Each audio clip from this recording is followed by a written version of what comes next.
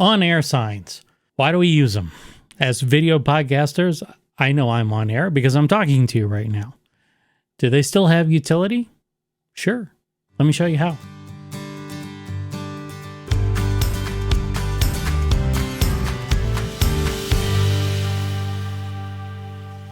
Something that I've always noticed about video podcasters is a lot of them like to have that on-air sign in the background somewhere. And whether or not they turn it on is one thing, but in most cases they do. And it's fine. It looks good. It kind of lends some, I don't know, street cred's the right word, but you know what I'm saying? It just makes you look more official. So why not do something similar? But I thought, I want it to be more than just vanity, right? And actually, when you think about it, if you look back at all the like movies and period pieces from the day and even, footage, documentary footage of radio stations, TV stations, the on-air sign always served multiple roles. Number one, it would tell the people around in the studio, shush, because we're going on air. And then for the presenters, it's like, your mic is hot, so be careful what you say, especially back, in the early days of TV and certainly radio. So there's some usefulness to it. And I like the look of, I actually bought two signs. So I've got the one that's behind me, which was custom made. And this guy in Texas does an amazing job, got him on Etsy. I'll put his link down below. And then the other one that I have is it's a cut metal sign that's got an LED strip in it that also is Bluetooth and IR functional. And I put that in the garage. So I have two roles for each sign. First one is when this sign comes on, I know that A, my mic is hot, and B, most importantly, that I'm recording or I'm live. And I set that up to happen because of some features inside of Ecamm. Now, if you don't have Ecamm, well, why not? But if you do, maybe you've never even looked at the Shortcuts tab before. There is actually something going on inside Shortcuts in the Preferences window that you can take advantage of. But maybe you don't know how to use Shortcuts on the Mac. Maybe you've never used them, or maybe they just seemed a little bit obtuse. Hey, look, I get it. It's not easy. Some of this stuff it's not rocket science, but at the same time, it's not just simple plug and play and let's go to the races.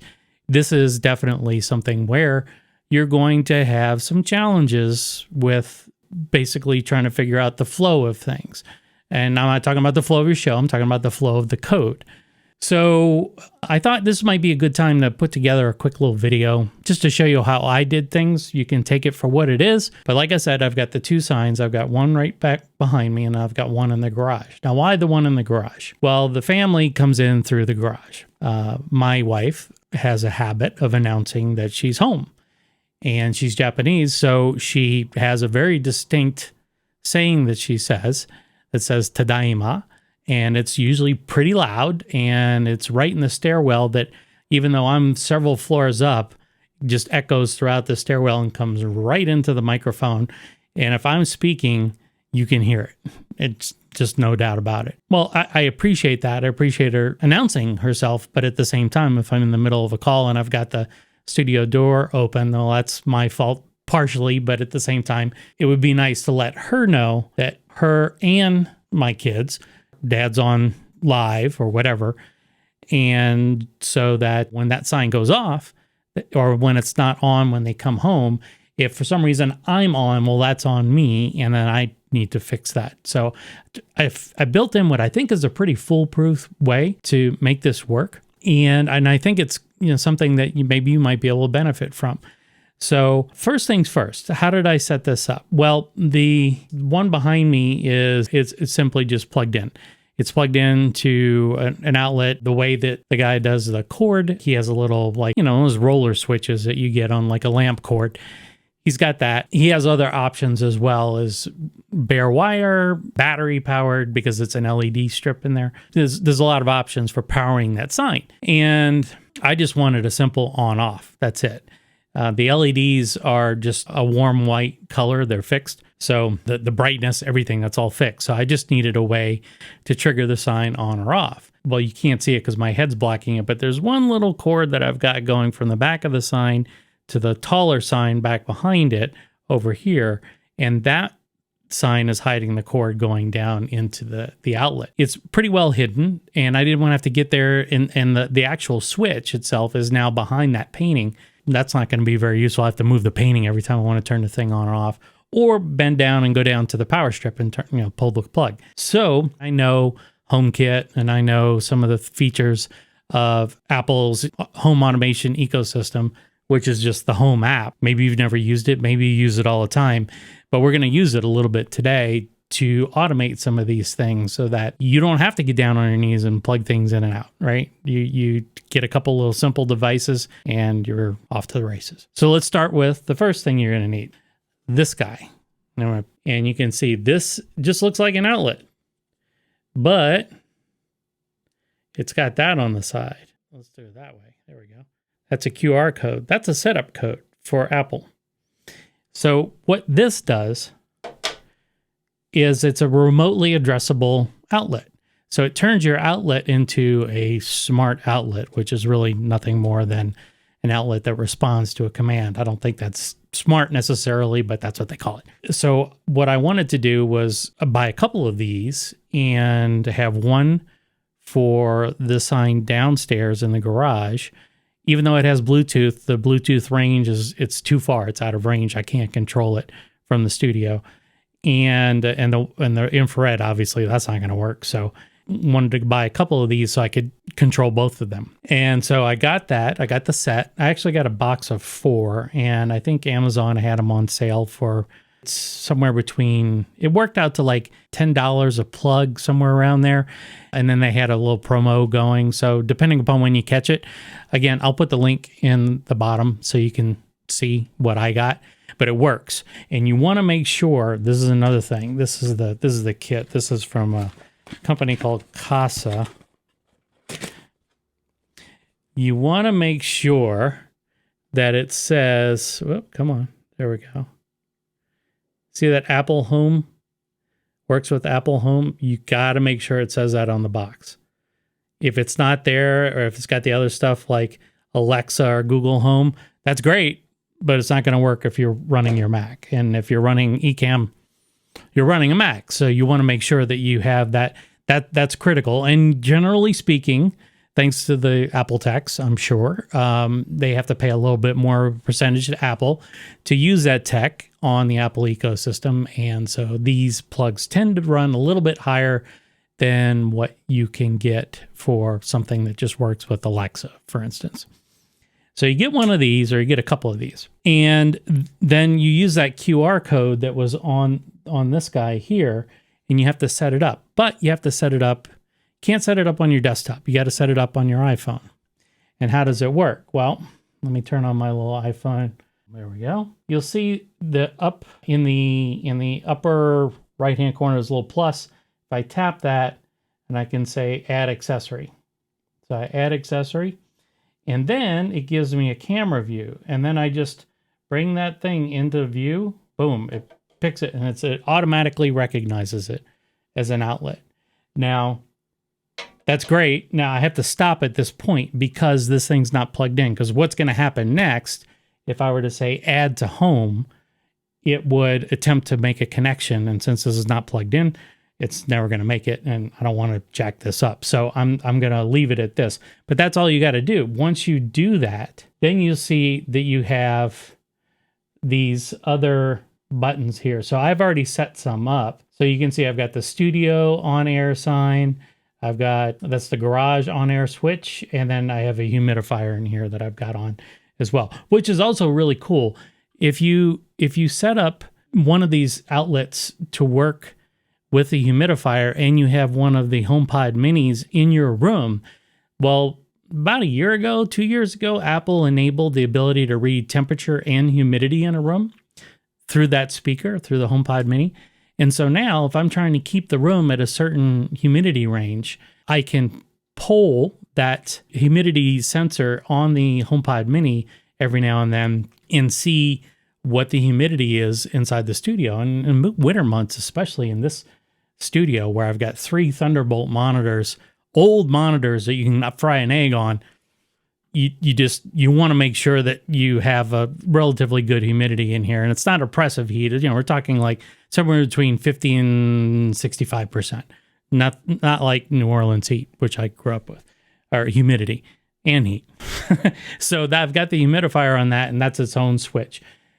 So I've already set these up, but what I wanted to do was show you how they work. So for instance, the studio on air sign, that guy, if I just tap the little outlet, the little yellow outlet, watch behind me, it shuts off.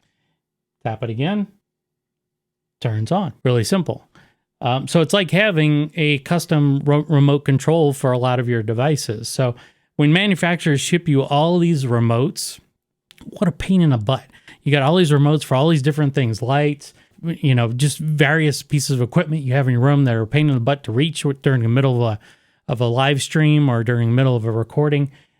Having this all right here on the home app, or if you have, like I've got an iPad in front of me here that I'm running the Stream Deck software on here, the virtual Stream Deck software, I could control the switches from here as well. And there's another way to do it on Stream Deck, which I'll show at the end.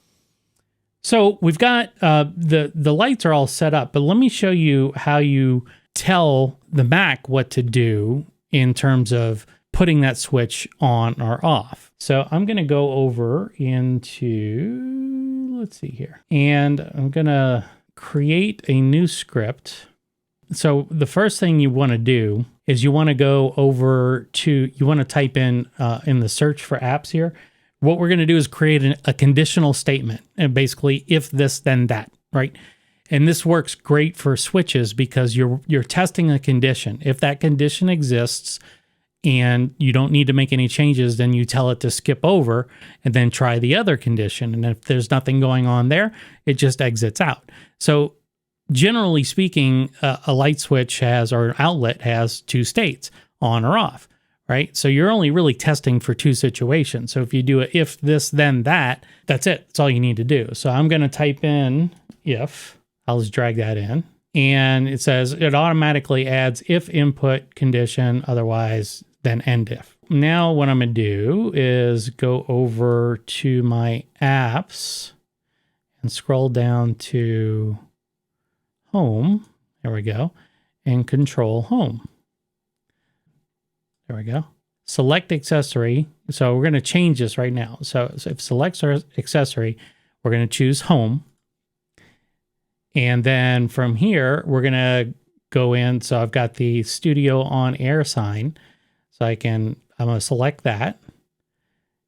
So if this device is on, then what do I want it to do? Well, I can say set, and you can set a bunch of other stuff, but I'm just dealing with this one light.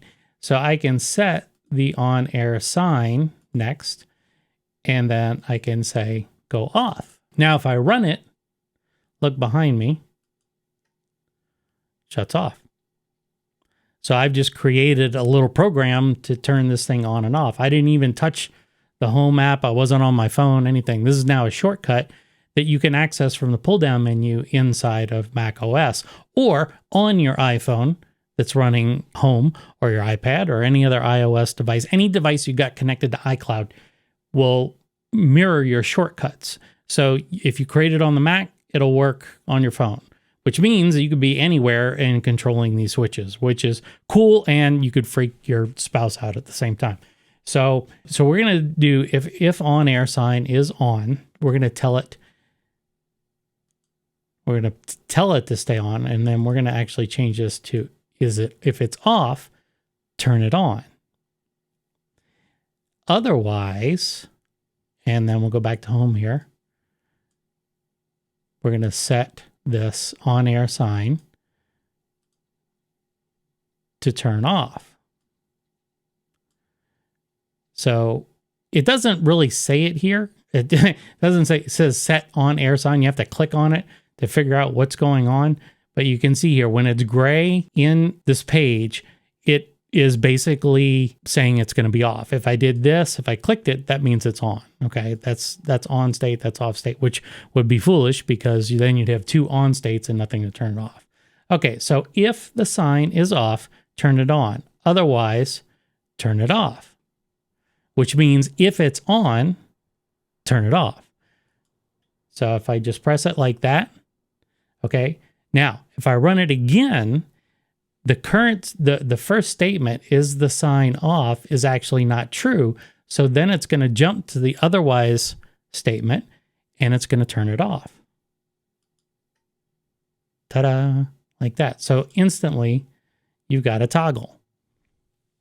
And what's nice about this versus a simple toggle is that a toggle will just change the state from one way to another. It's not really doing a test to see if it's already on or not.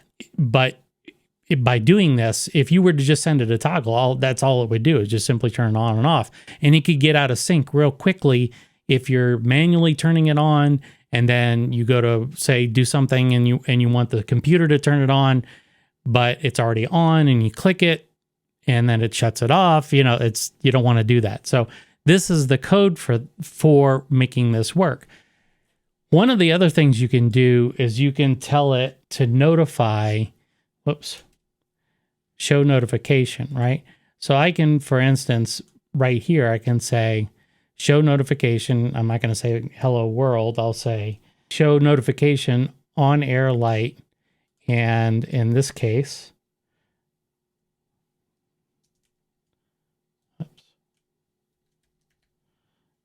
I'm going to say on. Now that I've got that, I can just simply copy, paste that, and then drag it over here, and I'll say on air light off, like that. So now what'll happen is you'll hear it, but you won't see it because my notifications are coming in, of course, on another monitor. But if I run it, okay, I don't know if you heard that or not, but that was the notification kicking in. And if I do it again, now it just told me on air light on. So there you go. So now not only are you getting a visual confirmation behind you, but you're also getting it on the computer too, which means you don't need to necessarily be looking at the light. The program will terminate if it cannot run something correctly, or if it doesn't run this section of the code, it won't do the show notification. It'll immediately try and jump to the next thing. And if it can't do that, it just exits out. And if you don't get any notification, then you know something's wrong aside from looking at this. But let's say that I have the light in the garage. Well, that one I'm not going to watch. I mean, I could put a camera in there to verify it, but I know if this light's on right now, that light should be on, but I haven't tied it up here yet. But I could just simply add that. So if I wanted to copy that and then paste it, and I could say set, and I could say select my accessory. So we're not going to do this guy. We're going to do in the garage, the on air switch. And we're going to set that to on. And then I'm going to copy this guy. And then I'm going to set this to my, not going to use the on-air sign here. I'm going to use the on-air switch. And I'm going to set that to off. Done. Okay, so now if I run it, it's shut everything off. I have to take my word for it because I'm not going to run down to the garage just to show you that it's on. But if it all runs, and I got a notification, everything's on now. So maybe I'll film some B-roll and show you that it's working. But I know it's working because I tested this. So that's it. That's all you got to do. Then you give your shortcut a name. Once you give it a name, then you can actually select this in Ecamm. Now, why would you want to do that? Well, like I was saying before, sometimes it's just nice to have things automated for you, and they just work by going into a certain control box, and then that box is only triggered when a certain condition happens. And it's nice when that's all automatic for you. So let me get rid of this, And I already have one here. I've got the on-air light toggle. So I'm going to just delete what we just created. But now you can see if I go into here, it's the exact same thing. On-air light toggle. All right. Now I'm going to come back to me. And we don't need the iPhone anymore. So we will turn that off. And then I'm going to go into live demo mode here. If you go to the preferences window inside of Ecamm, there is under the shortcuts tab, the second to last tab from the right is the shortcuts tab. And then you have broadcast starts and broadcast finishes. Well, I'm running because it is a toggle, a smart toggle. It's checking condition ahead of time. I just tell it to run the same script both when I start and when I end. Does that make sense? So it's always checking for the same conditions, but if I start a recording, then it's going to automatically come on at that point. And then conversely, when I stop, it's going to automatically go off because of the way that I've set this up. Now, there's other things you could do with this. For instance, I know in one of Doc's videos, he talks about putting things into do not disturb mode. And that's an excellent idea. And I haven't done it myself, but I'm pretty sure you can set focus inside of a shortcut, which means if you set up a special focus that was based on the do not disturb focus, which would be, turning off notifications and phone vibrating, that kind of stuff. If you put that into a shortcut, every time you started a broadcast, it would automatically kick into do not disturb mode, plus turn on your lights, plus do anything else you wanted to do. You just keep expanding that script out and out and out. And then you could call the script something besides toggling the lights. You could call it something like start show, end show. So there's all kinds of things you can do with this. And there's one more thing that I wanted to do. I'm going to go into, I'm going to go into my Stream Deck. So you can set this up inside of your Stream Deck. So let me go to my plus, which is down below here. And you can see I've got this, it's a plugin. It's actually called Launch Shortcut. And it's way down here at the bottom of my screen. Now, if I tell it Launch Shortcut, what'll happen is if I plug that into a button and I tell it what I want it to run, so on air light toggle, I should be able to just tap the button on my Stream Deck Plus, and look at that. So I have manual control in addition to what's happening inside of Ecamm. I can control it that way too. So let's say you're going through a bunch of different things, getting set up.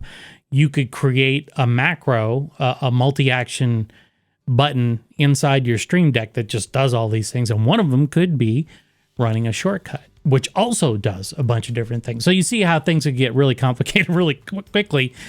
So I would advise you to take baby steps on this. But it's really cool and it's super useful. And it just takes one less thing that you have to worry about in your checklist of stuff. It's just one less thing you got to worry about. You should always trust but verify, right? So make sure, go through it a couple of times, make sure there's no hiccups, make sure that, like, if you press stop, start really quick in quick succession, does it get into, does it break? Does it break the cycle? Generally speaking, the Mac is pretty good about keeping events going, but I have noticed that the Stream Deck will get confused, and I don't know if it's a function of just this version of the software or if there's something else to plug in. I don't know, but every now and then I'll notice that it gets out of sync, and that can become a pain in the butt. So just know when you click something, what you're going to get out of it. Okay, that is it. Oh, and one more thing. Please like and subscribe. We are now an official YouTube thing, so it would be really cool if you found any value in this video. Please just like and subscribe. That would be so awesome. I would be deeply appreciative. And then lastly, just today, as I'm finishing up the day, I launched the first ever bootcamp series for Ecamm. And the first lesson is here on YouTube. And if you're not watching on YouTube, then you're probably on the other site already and you know it's there. But if you watch that lesson, you can see whether or not it's be useful for you. And of course, I've got my high energy, go buy me now trailer that's sitting up there as well. So, but again, thank you a lot for tuning in. I appreciate it, and I'll see you later. Bye.